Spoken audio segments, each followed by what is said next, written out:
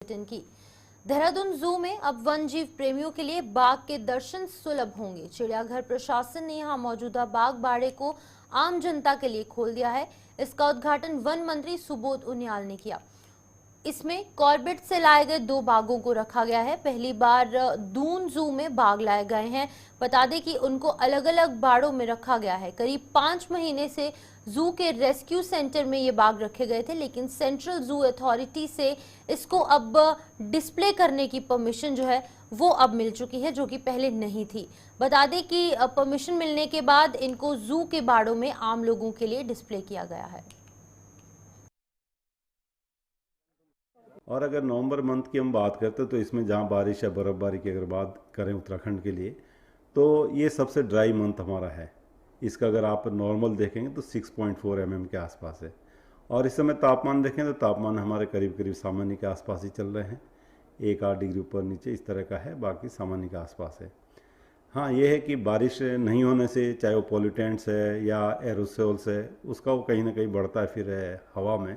अगर बारिश नहीं होती, बारिश होने से ये सब चीज़ें सेटल होती है, तो वो ठीक हो सकता है कि थोड़ा पोल्यूशन लेवल हायर साइड पे होगा।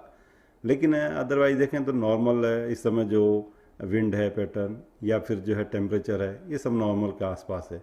और ऐसे तो फेयर वेदर आपको दिख ही रहा है, धूप अच्छी खिल रही है और कोई फॉग या इस तरह की चीज़ें अभी तक नहीं मिल रही हैं, तो वो चीज़ें ठीक हैं। और बारिश की जहाँ तक बात है तो इस मंथ में सबसे कम होती है ऐसे भी, और अभी 8 से 10 दिन आगे भी देखें तो उसमें भी कोई बारिश की संभावना नहीं है। 1-2 तारीख जब आप दिसंबर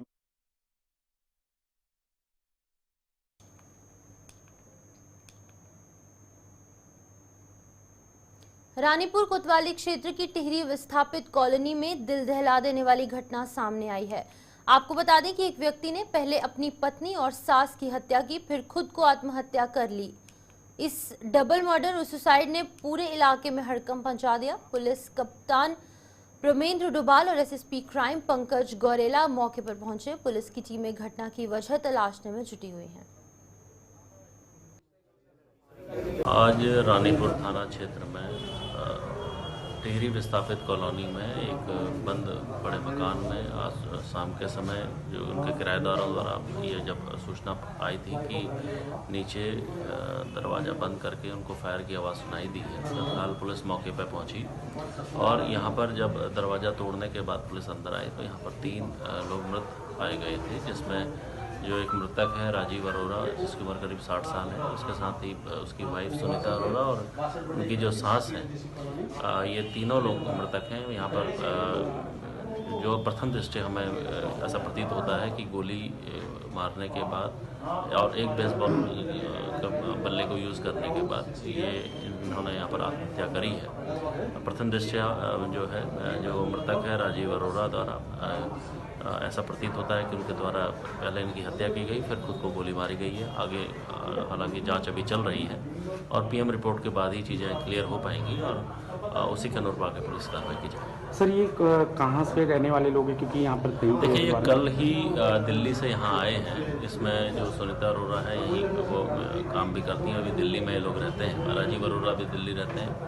अभी कल यहाँ पहुँचे हैं, आज सुबह ये घटनाक्रम दिन में हुआ है। उसके बाद अभी इनके परिजन आ रहे हैं, उनसे भी वार्ता के बाद ही चीज़ें और क्लियर हो पाएंगी।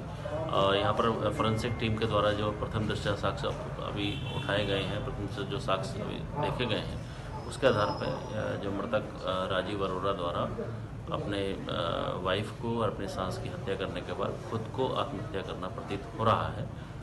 लेकिन इसके बाद भी अभी इसकी जांच हम लोग कर रहे हैं और जो इसके और फैक्ट फाइंडिंग क्या है उसको हम लोग विचार करते हुए आगे विवेचना को जारी रखेंगे। आप अभी मत करो, तो था मना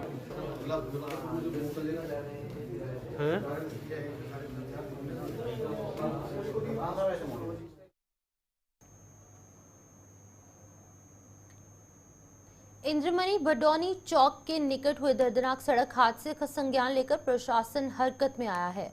प्रशासन ने घटना की जांच शुरू कर दी है। पुलिस और लोक निर्माण विभाग की संयुक्त टीम के साथ परिवहन विभाग ने जांच शुरू की है। जांच में देहरादून से आए आरटीओ देहरादून शैलेश तिवारी ने पुलिस के साथ घटनास्थल का जो है वो निरीक्षण किया, मुआयना किया और मौके पर रोड की चौड़ाई को नापा गया और घटनास्थल पर मौजूद कुछ लोगों से बातचीत भी की गई कि आखिरकार घटना क्यों हुई, किस वजह से हुई और किस संबंध में हुई है। इन तमाम चीजों को लेकर पुलिस द्वारा इस पूरे मामले को पंजीकृत कर आगे की कार्रवाई की जा रही है। तो वो मेरे को कहने लगे, कह रहे कि मेरा नाम दिलबाग सिंह है जी। तो वो कहने लगे, कह रहे कि गाड़ी किसी ने उसके पीछे पार्क की हुई है। अच्छा। तो हम अपने पार्टी में गए कोठारी जी के यहाँ, बगराम कोठारी जी के यहाँ। जी जी जी। उनके सर्वेंट हैं, हमने उनका बहुत लोहे का काम भी किया। वो अच्छा, फैब्रिकेटर है। अच्छा अच्छा। तो सर क्या हुआ, तो कम से कम 15-20 मिनट हम खड़े रहे। अच्छा। तो हमने अंदर गार्ड जो थे पार्किंग के लिए, हमने उन्हें भेजा कि ऐसे करके हमारी गाड़ी पार्क हुई भी है। अच्छा। और उसके बाद उसके पीछे एक और गाड़ी खड़ी थी किसी की। अच्छा। तो वो गाड़ी हटाने के लिए हमने किसी को भेजा। अच्छा। तो जैसे वो गाड़ी हटाने के लिए कोई बंदा आया, जैसे उसने गाड़ी स्टार्ट करी, आगे को लेके जाने लगा। वो पुराना रोड था, एक तो फ्लाईओवर था, फ्लाईओवर के बगल में कोई पुराना रोड था ना। हाँ। तो उससे एकदम से ट्रक आया बहुत हैवी। अच्छा। स्पीड में। अच्छा। तो जैसे वो रोड के बीच में, जैसे आप और हम खड़े हैं इस समय बात कर रहे हैं। हाँ जी। एकदम से 2 बंदों को लेके उड़ गया। उसमें हमारे एक जीजा जी थे। अच्छा, वो वहाँ काम करते थे, क्या करते? नहीं सर, काम नहीं करते थे वहाँ पे। हम वहाँ पे पार्टी में थे। क्या नाम था उनका? गुरजीत सिंह गज्जी। अच्छा, कहाँ से आए थे वो लोग? हम लाल तप्पड़ से आए थे जी, माजी ग्रांड लाल तप्पड़। उनकी उम्र होगी जी 30-32 साल। आपके जीजा थे? हाँ जी, हमारे जीजा जी थे। अच्छा, वो यहाँ पे क्या करने आए थे? हम वहाँ पे पार्टी। रुड़की सिविल लाइन कोतवाली क्षेत्र के सत्ती मोहल्ले में महिला का संदिग्ध परिस्थितियों में शव मिलने से वहां हड़कंप मच गया। मृतक महिला के पति के अनुसार जब वो अपनी दुकान पर था तो उसे घर से फोन आया कि उसकी पत्नी की हालत खराब है। जैसे ही वो घर पहुंचा तो उसने देखा कि उसकी पत्नी के सर से खून आ रहा था और उसने जो आभूषण पहन रखे थे वो भी गायब थे।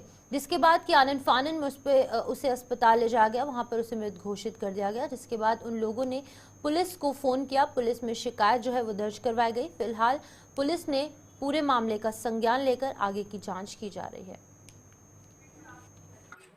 मेरा नाम घनश्याम है जी। मुझे फोन किया गया, मंडी से आया मैं। यहाँ देखा तो इसके सिर पे चोट लगी। मैंने कहा, मैं घबरा गया।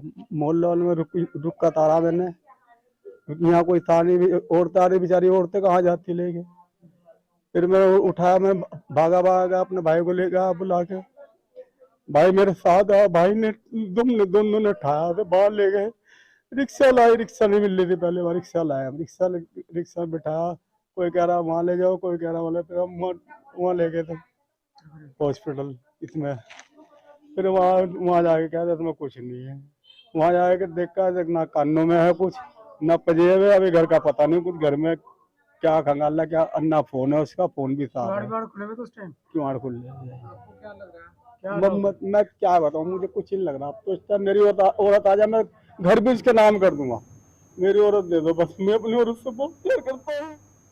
आज सुबह लगभग 1:40 पर डीसीआर रुद्रप्रयाग के माध्यम से एसडीआरएफ टीम को सूचना प्राप्त हुई कि चोपतक से आगे ग्राम घिमतोली के पास ग्राम प्रधान खाई में गिर चुका है, जिसमें रेस्क्यू हेतु एसडीआरएफ टीम की आवश्यकता थी। उक्त सूचना पर पोस्ट रतूड़ा से एसडीआरएफ टीम निरीक्षक करण सिंह के नेतृत्व में वहां पर पहुंची और रेस्क्यू उपकरणों से तत्काल घटनास्थल के लिए रवाना हुई। उक्त व्यक्ति 25 नवंबर की शाम को चोपता घिमतोली के पास अनियंत्रित होकर मुख्य सड़क से लगभग 150 मीटर गहरी खाई में जा गिरा।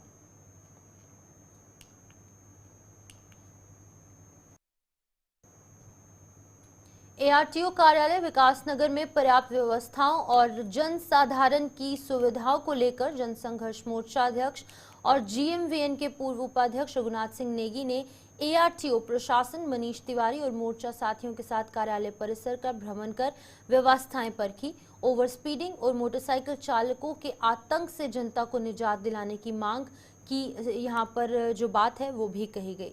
नेगी ने कहा कि ओवर स्पीडिंग के चलते कई लोग काल में ग्रस्त हो जाते हैं और चोटिल भी हो जाते हैं। इसके अलावा बाइकर्स द्वारा साइलेंसर के माध्यम से पटाखे फोड़े जाते हैं, जिस कारण हृदय रोग से पीड़ित और अन्य मरीजों और आम जनता को काफ़ी ज़्यादा परेशानियां होती हैं। इसे निजात दिलाने के लिए इनकी बाइकों को सीज किए जाने हेतु पुलिस की मदद लेकर कार्रवाई कठोर करनी चाहिए। इसके अतिरिक्त लाइसेंसिंग प्रक्रिया में आवश्यक रोड़ा अटकाकर आवेदक को परेशान न किया जाने का भी आग्रह उनके द्वारा किया गया। उक्त इसके अतिरिक्त जन साधारण की सुविधा के लिए इंफ्रास्ट्रक्चर डेवलपमेंट करने हेतु को लेकर भी तमाम जो दिशा निर्देश हैं वो जारी किए गए। दुर्भाग्य की बात है कि जिस प्रकार से लोग बहुमत देकर भाजपा की सरकारें बना रही हैं और भाजपा उल्टा आम जन को लूटने में लगी है। सड़क, बिजली, पानी, शिक्षा ये मूलभूत अधिकार हैं व्यक्ति के, और आज ये उसमें एक मूलभूत अधिकार बिजली है जो महत्वपूर्ण है, उसका व्यापारीकरण कर रहे हैं, उसका निजीकरण कर रहे हैं, उसे प्रीपेड मीटर के थ्रू उसको शुरू में चार्ज, जैसे हम मोबाइल करते हैं, जितना करोगे चार्ज उतना जलेगा, और नहीं तो आदमी रहेगा अंधेरे में। नहीं तो कोई गरीब आदमी दिहाड़ी मजदूरी वाला अपने बिल को 1 महीना लेट भी दे देता था, थोड़ा सा कर लेता था, कभी हर समय पैसा नहीं होता दिहाड़ी मजदूरी, लेकिन उसके बच्चे पढ़ रहे हैं, बच्चों को पढ़ने में दिक्कत है, तो आज इन्होंने जो है एक नई पॉलिसी सरकार ले आई है कि प्रीपेड मीटर लगेगा, कि आप पहले पैसे दो और फिर आपके घर में बिजली आएगी। तो कांग्रेस पार्टी के सभी कार्यकर्ता उसका पुरजोर विरोध करते हैं और आम जन से अपील करते हैं कि जागने की जरूरत है, क्योंकि वो दिन दूर नहीं जब भारतीय जनता पार्टी पानी के मीटर पे भी प्रीपेड लाकर आपको पानी पीने के लिए भी पहले पैसा देना पड़ेगा इस हिंदुस्तान के अंदर। अभी भी समय है, जाग जाओ, और जागना बहुत जरूरी है। और कांग्रेस पार्टी अपना काम लगातार आम जन के हित में करती रहेगी, और हम प्रीपेड मीटर का विरोध हर स्तर पर करेंगे, चाहे हमें जेल जाना पड़े, चाहे लाठी डंडे खाने पड़े। कांग्रेस पार्टी के लोग जो हम यहाँ पे विद्युत विभाग में आए हैं, हमारा विरोध इस बात को लेकर के है कि क्षेत्र में जो प्रीपेड मीटर लगने वाले हैं उनके विरोध में हमारा प्रदर्शन था, और उसके विरोध में हम विभाग को ये बताना चाह रहे थे कि जो प्रीपेड मीटर लग रहे हैं वो अभी इस समय वर्तमान जो कंडीशन है उसके लिए बिल्कुल भी उचित नहीं है, क्योंकि प्रीपेड जिसका नाम ही है प्रीपेड, आप पहले पेड करेंगे और उसके बाद वो मीटर आपका चलेगा, और जिस दिन आपका वो रिचार्ज खत्म हो जाएगा आपकी लाइट खत्म हो जाएगी। और मैं मतलब विभाग को भी हम इस बात से सचेत करना चाहते हैं, क्योंकि आम जन, अभी जो विकास नगर का जनमानस है, जो एक घर में जहां बुजुर्ग भी रहते हैं, बच्चे भी रहते हैं, महिलाएं भी रहती हैं, अनपढ़ भी हैं, जो किसी ऐप को डाउनलोड नहीं कर सकते, और उस कंडीशन में जब आपका रिचार्ज खत्म हो जाएगा, घर में वो कौन सा व्यक्ति होगा जो उस समय उसको रिचार्ज कर सके?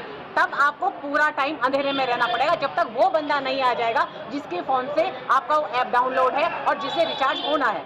तो कहने का मतलब ये है कि अगर आप कोई तकनीकी सुविधा क्षेत्र को दे रहे हैं तो उससे पहले उस तकनीकी सुविधा के लिए लोगों को तैयार तो कीजिए।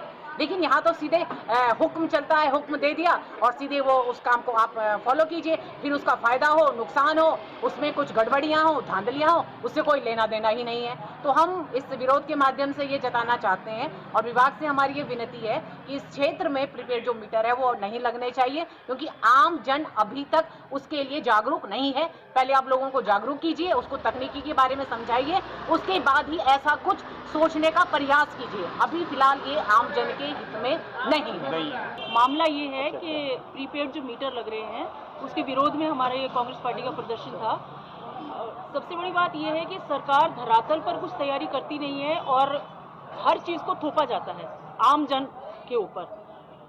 आप ये देखिए कि कई घर ऐसे हैं जिनके बच्चे बाहर रह रहे हैं, वो सिर्फ बुजुर्ग 2 व्यक्ति घर में रह रहे हैं। मैं पूछना चाहती हूँ धामी जी से और सरकार से कि वो व्यक्ति क्या उस टेक्नोलॉजी को अपना पाएगा? नहीं अपना पाएगा। मेरे खुद के पिता बुजुर्ग हैं और वो नहीं जानते कि वो फ़ोन कैसे ऑपरेट करना है, कैसे रिचार्ज कराना है। तो सरकार पहले धरातल की स्थिति को देखिए। सामाजिक कारण है, आर्थिक कारण है, पब्लिक गरीब है, कई 2 महीने के बिल कई बार इकट्ठे दिए जाते हैं। ये तो टीवी की तरह हो गया, जैसे टीवी में रिचार्ज आपका खत्म हुआ, प्रोग्राम खत्म हो गया। इसी तरह आप एक मूलभूत सुविधा से लोगों को वंचित करेंगे इस तरह से, और इस तरह से उनके जीवन पर इसका प्रभाव पड़ेगा। सरकार पहले इस बात का सर्वे करे और धरातल पर कोई भी योजना उतारने से पहले देखे कि वो पब्लिक उसके लिए तैयार है या नहीं है। यही हमारा ज्ञापन भी दिया गया आपके द्वारा? हाँ जी, हमने ज्ञापन दिया है। क्या आश्वासन दिया है? हाँ, इन्हीं बिंदुओं को ध्यान में रखते हुए ज्ञापन दिया है कि हमारे क्षेत्र में प्रीपेड मीटर नहीं लगने चाहिए, नहीं लगने देंगे।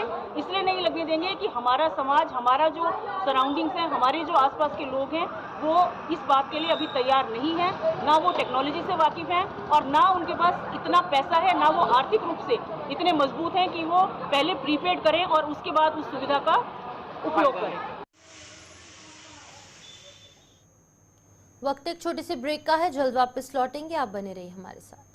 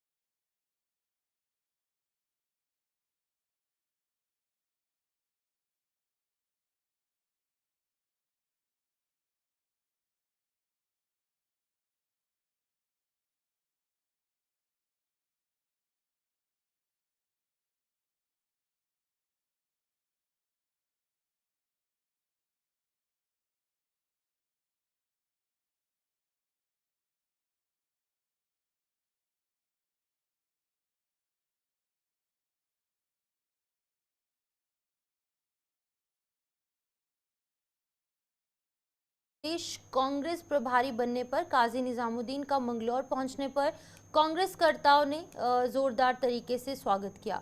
पार्टी कार्यकर्ताओं ने मिठाई खिलाकर खुशी का इजहार किया। कांग्रेस विधायक काजी निजामुद्दीन ने आभार व्यक्त करते हुए कहा कि पार्टी ने जो जिम्मेदारी उन्हें सौंपी है उसे पूरी निष्ठा के साथ उसका निर्वहन करेंगे। उन्होंने आला कमान का भी आभार व्यक्त किया। बता दें कि निजामुद्दीन ने कहा कि दिल्ली की मूलभूत सुविधाओं के लिए कांग्रेस पार्टी लगातार संघर्ष कर रही है और आगे भी पार्टी के कार्यकर्ता मजबूती के साथ काम करेंगे। मुझ में विश्वास जताया, मैं पार्टी का बहुत आभारी हूँ। उसमें सोनिया गांधी जी, हमारे पार्टी के राष्ट्रीय अध्यक्ष मल्लिकार्जुन जी और प्रियंका गांधी जी, सभी का सहयोग रहा। और मैं ये एक बड़ा मुश्किल वक्त है और एक बहुत चुनौतीपूर्ण काम है, तो इस चुनौतीपूर्ण काम के लिए हम सब लोग साथ मिलकर पूरी प्रदेश की कांग्रेस और पूरी और कांग्रेस को जितना हम से बन पड़ेगा उतना मजबूत करने की हम कोशिश करेंगे। शीला दीक्षित के बाद कांग्रेस किस तरीके की तैयारी? अब शीला जी को लोग अब याद करते हैं, जो आज प्रदूषण का माहौल है, पूरी दिल्ली सांस लेने में परेशान हो रही है, दम घुट रहा है लोगों का, बीमारियां फैल रही हैं, फेफड़े और सांस की बीमारियां लोगों को हो रही हैं। तो एक समय पहले भी ऐसा आया था जिस वक्त दिल्ली में सांस लेना दूभर हो गया था, लेकिन शीला दीक्षित जी ने फोरसाइटेडनेस दिखाई और उनकी योजनाएं दिल्ली में लागू हुई और दिल्ली अब तक ठीक रहा। लेकिन शीला जी के चुनाव हारने के बाद, उनके दुनिया से जाने के बाद जो अब सरकार वहाँ काम कर रही है, चाहे केंद्र सरकार हो चाहे राज्य सरकार हो, वो दिल्ली की नदियां हो, यमुना हो या दिल्ली के नाले हों, उनमें पूरी तरह प्रदूषण है। और हवा प्रदूषण ऐसा है जो दिल्ली का आज की तारीख में स्थिति ऐसी है कि लोग दिल्ली छोड़ने पर विचार करने लगे। तो शीला जी को तो लोग याद कर रहे हैं और हम कांग्रेस को फिर मजबूत करेंगे।